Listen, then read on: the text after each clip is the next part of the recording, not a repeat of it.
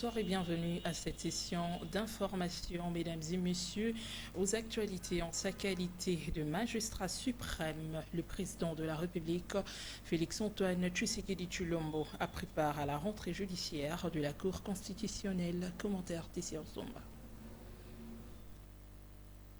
48 heures après l'ouverture de l'année judiciaire de la Cour constitutionnelle, ce samedi était au tour de la Cour constitutionnelle d'organiser la sienne, en présence du président Félix-Antoine Tshisekedi Tshilombo en sa qualité de magistrat suprême. Cette cérémonie, placée sous les signes de renforcement de l'état de droit et de l'indépendance de la justice, a réuni les chefs de corps constitués, de hauts cadres du pouvoir judiciaire et de nombreux anonymes dans la salle de congrès du Palais du Peuple. Comme à l'accoutumée, l'audience solennelle a été marquée par 3 prises de parole orientées vers l'éthique judiciaire. Dans son allocution d'ouverture, le président de la Cour constitutionnelle et président du Conseil supérieur de la magistrature, CSM en sigle Dieudonné Kamuleta, a salué la présence du chef de l'État Félix-Antoine Tshisekedi et a rappelé le rôle central de la justice constitutionnelle dans la consolidation de la démocratie en République démocratique du Congo.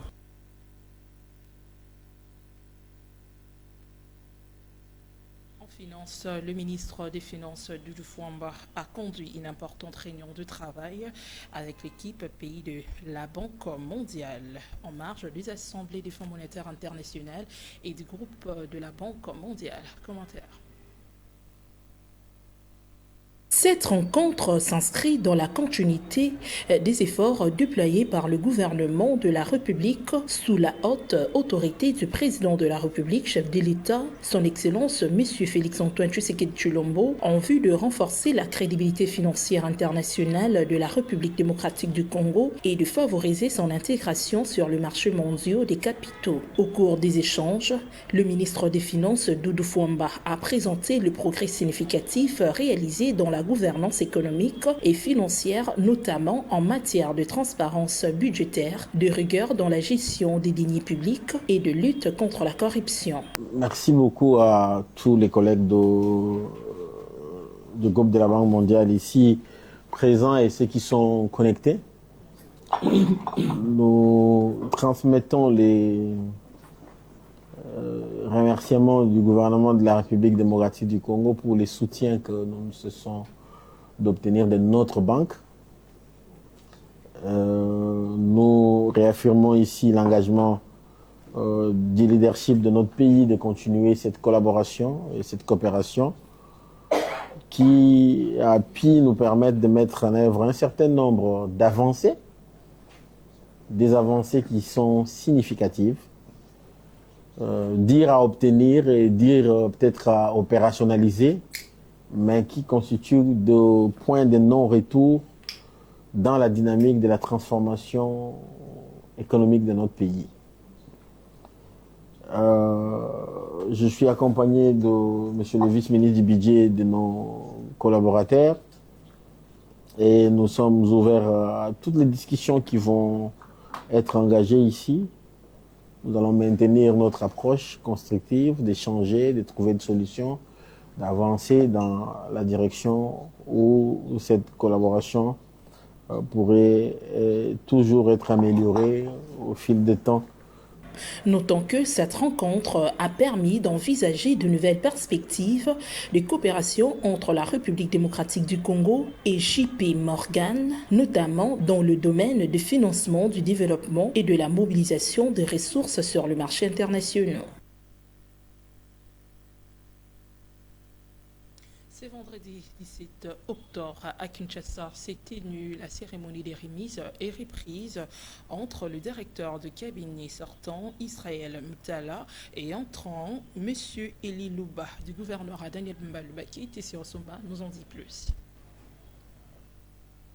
Une double cérémonie des remises et reprises s'est tenue à Kinshasa, marquant l'entrée en fonction de M. Eli Louba, nouveau directeur du cabinet du gouverneur Daniel Mbaloubaki, et de M. Israël Moutala Lukusa, nommé secrétaire exécutif du gouvernement provincial. Ces changements s'inscrivent dans le cadre d'un réaménagement technique décidé par le premier citoyen de la ville. À cette occasion, M. Israël Moutala, précédemment directeur de cabinet et désormais secrétaire exécutif, a exprimé sa profonde gratitude au gouverneur de la ville de Kinshasa pour la confiance renouvelée. Il s'est engagé engagé à mettre son dynamisme et son énergie au service du gouvernement provincial afin de concrétiser la vision de développement de Kinshasa. De son côté, M. Eli Louba, nouveau directeur du cabinet, a remercié l'autorité urbaine pour l'honneur de cette nomination à un poste stratégique. Il s'est engagé à soutenir la politique du gouverneur Daniel Bumba Lubaki pour transformer Kinshasa en une ville moderne, salubre et dynamique. Dans le cadre des assemblées annuelles du Fonds monétaire international et de la Banque mondiale à Washington, le ministre des Finances Doudou Fwamba a présidé le samedi 18 octobre une réunion de travail avec la directrice générale de la Banque mondiale, Anna Bjeider. Suivez. Les échanges de cette rencontre ont porté sur plusieurs dossiers stratégiques pour la République démocratique du Congo, notamment le projet du corridor des Lobito, le deuxième appui budgétaire en perspective, les réformes structurelles en cours ainsi que la situation sécuritaire dans l'est du pays dont les répercussions économiques demeurent importantes. La directrice générale Anna Bjeider a salué les efforts du gouvernement congolais dans la mise en œuvre des réformes convenues et a insisté sur l'importance stratégique du corridor des Lobito, présenté comme un axe régional de développement intégrant le secteur de l'énergie, de l'agriculture et de la logistique.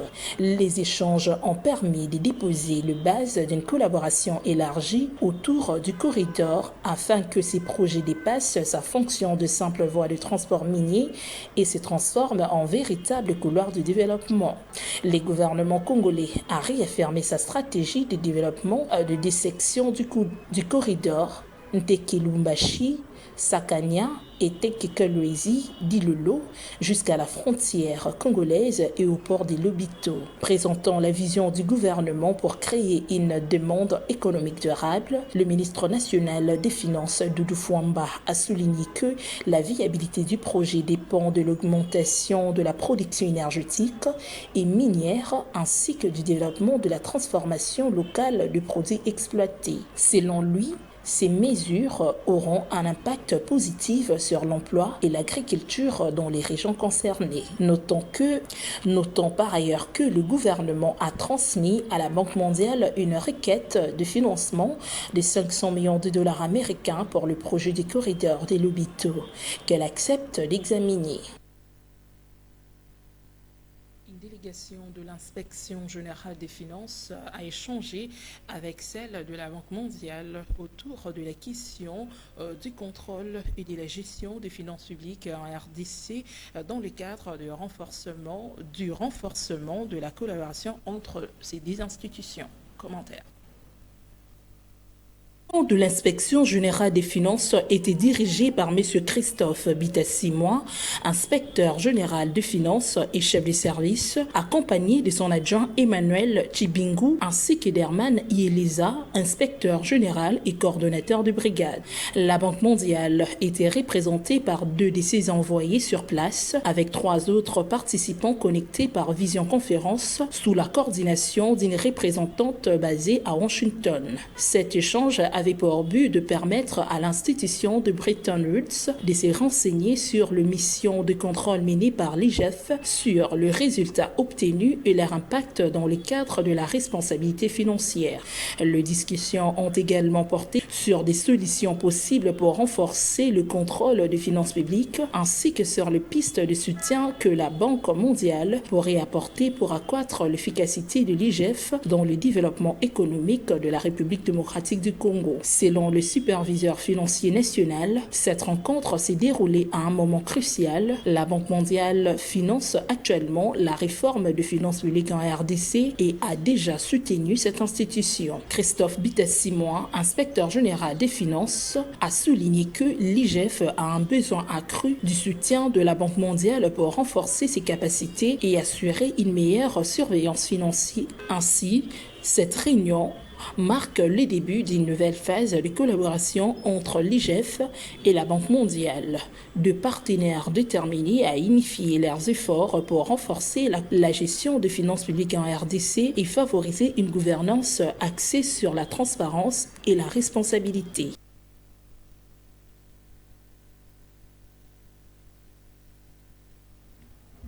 Sur instruction du gouverneur de la ville de Kinshasa, Daniel Bemba Lubaki, les bourgmestres de la commune de Kinshasa a présenté une nouvelle brigade d'assainissement. C'est 18 octobre 2025. Lors d'une cérémonie organisée au rond-point Willery par le gouverneur de la commune de Kinshasa, une nouvelle brigade d'assainissement pour le bien-être collectif a été présentée à la population. À en croire le bourgmestre de la commune de Kinshasa, il s'agit d'une structure de proximité proactive et engagée qui travaillera en collaboration avec les services de la commune, les forces de l'ordre et les habitants pour rendre les quartiers plus propres, plus sûrs et plus sains. La mission de cette brigade est celui d'assurer une meilleure propreté, de renforcer la sécurité de proximité et de promouvoir l'hygiène publique, en parfaite synergie avec le programme initié par le gouverneur de la ville de Kinshasa, Daniel Bemba Lubaki. La présentation de cette brigade d'assainissement s'inscrit dans le cadre des instructions que le gouverneur de la ville de Kinshasa a données à tous les bourgmestres en vue de maintenir leurs entités propres et protégées, leurs administrés contre les maladies. Par le biais du gouverneur de la Banque centrale du Congo, M. André Wamisso, la Banque centrale du Congo présidera en 2026 le comité de supervision de Banque de l'Afrique Ouest, de l'Afrique de l'Ouest et du Centre, CS-BAOC, en sigle, une plateforme qui rassemble les régulateurs bancaires de la région pour coordonner la stabilité financière.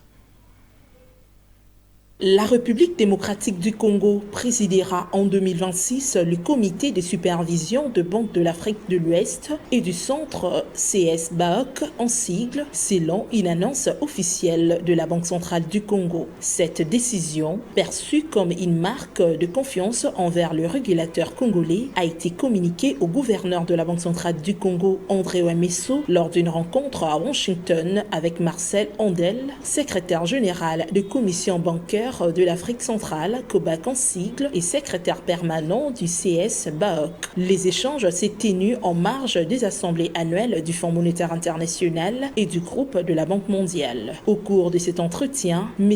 Andel a félicité le gouverneur pour sa nomination à la tête de la Banque centrale du Congo et l'a informé que la Banque centrale du Congo assumera la présidence du CS-BAOC pour l'exercice 2026, a indiqué la Banque centrale dans un communiqué publié sur son compte X officiel. Cette désignation intervient dans un contexte de montée en puissance de la RDC sur la scène financière africaine. Les CS-BAOC, structure de coordination régionale, jouent un rôle clé dans l'harmonisation de pratiques de supervision et la prévention de risques systématiques dans le secteur bancaire ouest et centrafricain. Signalons que la présidence congolaise sera notamment chargée d'animer les échanges techniques entre banques centrales, de coordonner les travaux de régulation et d'assurer un suivi renforcé de la stabilité du système bancaire dans une conjoncture économique internationale marquée par de fortes incertitudes. Signalons que, dans la perspective de cette prise de fonction, la Banque centrale du Congo a été invitée à désigner ses délégués pour participer à la 23e assemblée du CS-BAOC prévue en novembre 2025 à Abuja, au Nigeria.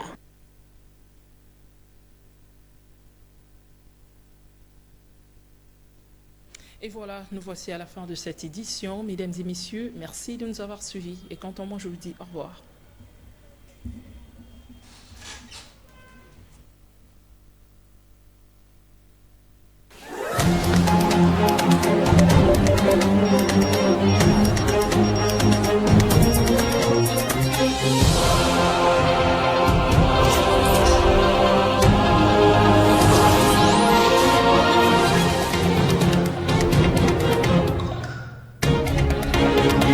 Retrouvez M6 Info sur vos réseaux sociaux.